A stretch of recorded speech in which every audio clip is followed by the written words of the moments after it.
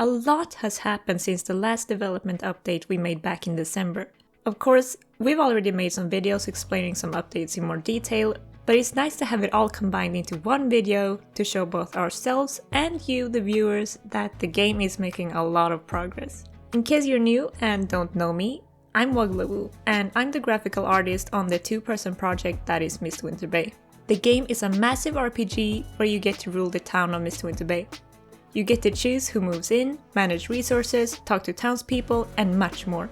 Without further ado, let's get into what we managed to do these past couple months.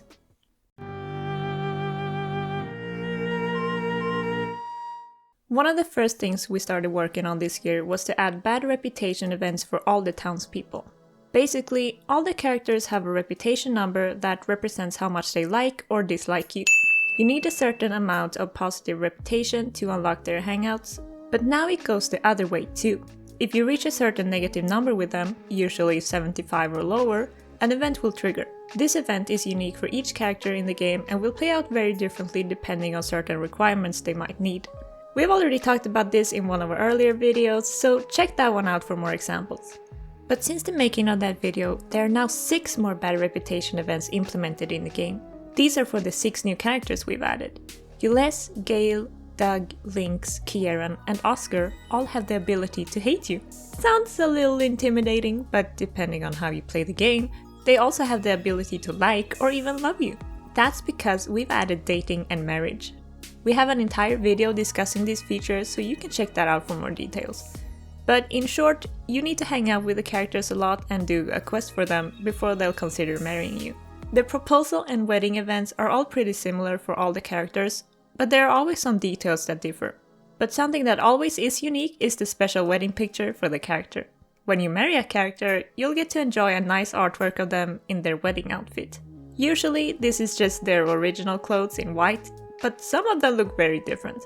I think the wedding pictures are a really nice addition to the game, and it's fun for me to work on as well. But the fun doesn't end there. In most games, getting married is the end of it, but in Mistwinter Bay, each character has 3 special married life events that you'll get to enjoy with your new partner. Another thing to look forward to after you get married is the possibility of adoption. Of course, this is completely optional. We don't want to force anyone to adopt if they don't want to. There's another video you can watch to find out more about the adoption process and the children you can choose from.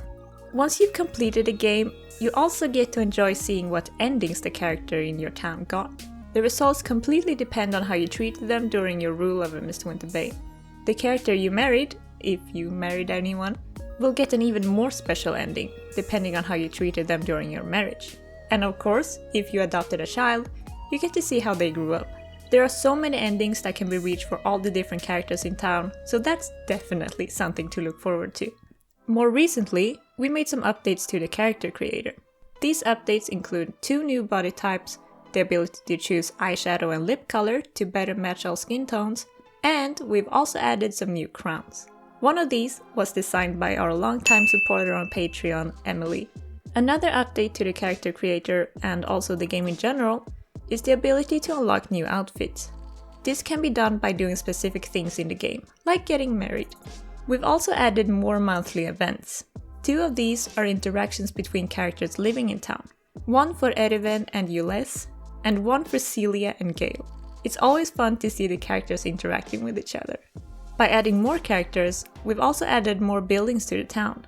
Now it's possible to build a freestanding blacksmith, guard tower, and park, as well as choose between Birgit's fishing docks and Kieran's ship docks, or Hector's lumber camp or Lynx's hunter's camp.